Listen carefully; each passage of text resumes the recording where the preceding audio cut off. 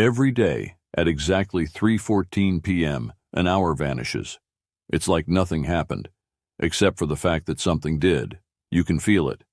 And when you start to remember what happens in the missing hour, you wish you never had. You first notice it when your alarm clock goes off, and the sun's already dipped too low in the sky. Weird, you think. Maybe you snoozed too long, even though you're sure you didn't. Then it happens again the next day. One moment, you're responding to emails. The next, your desk is cluttered with papers you don't recall handling. At first, it's easy to dismiss stress, overwork, lack of sleep. But then come the little things, the missing bites from your dinner plate, the strange scent lingering in your house, like iron and damp earth. You laugh it off, but your smile doesn't last when you notice scratches on your forearm the following morning. Too precise to be an accident, and yet you can't remember how they got there. The unease builds as your friends and coworkers start asking strange questions. Why were you standing in the parking lot yesterday? Who was that guy you were arguing with?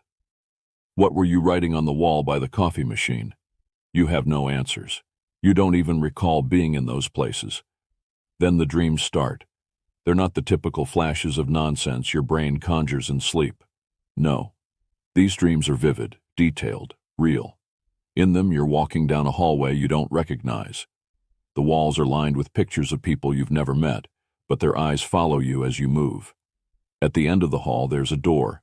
You wake up before you can open it, but the next day you find the door carved into your desk, etched so deeply that your fingers bleed when you run them over the lines.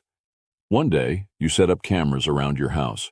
At 3:14 p.m., you're at your desk, typing an email. At 4:14 p.m., you're standing in the middle of the room, staring at the camera with a smile that isn't yours. The footage between 3:14 and 4:14, corrupted. You start to panic. You try not to be alone during the missing hour, but no one notices anything unusual.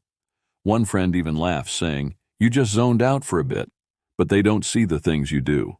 The dreams grow worse. The door is always there, but now you hear something behind it. Scratching, whispering, a voice that sounds like yours, only wrong. Then one night, you wake up in a panic, certain someone was in the room with you. There's dirt under your nails and muddy footprints leading out of your front door. You start to remember bits and pieces of the missing hour. You're not just walking during that time, you're digging. Your hands are raw and bloody, but you don't know why. The more you remember, the more the memories bleed into your waking life. Then comes the worst day of your life. It's a Thursday. The hour comes and goes, and when it's over, you find yourself in the woods behind your house. The air smells metallic. In front of you is a hole in the ground, and in the hole is a body. It's you. You scream, but no sound comes out. The figure from your dreams steps into view. They look like you, but their eyes are black, and their grin stretches unnaturally wide. They say, "You've had your time. Now it's mine." The missing hour isn't missing anymore. It's taking over. The changes start small. You see reflections of yourself that don't match your movements. Strangers call you by names you don't recognize. Your own family starts to flinch when you walk into a room. And the worst part? You understand why. The missing hour now spills into the rest of your day. The thing that was once you walks, talks, and acts like you, but it's not you. Your thoughts feel distant. Your memories fragmented. You try to fight it, but your body doesn't obey anymore. One night, you write a note to yourself, hoping to leave a warning for whoever finds it. But when you wake up, the note has changed. In your handwriting, it reads, "I don't need your help. I am you now."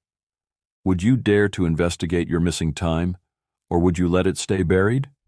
Comment below if you'd survive this nightmare, and don't forget to follow if you love losing sleep.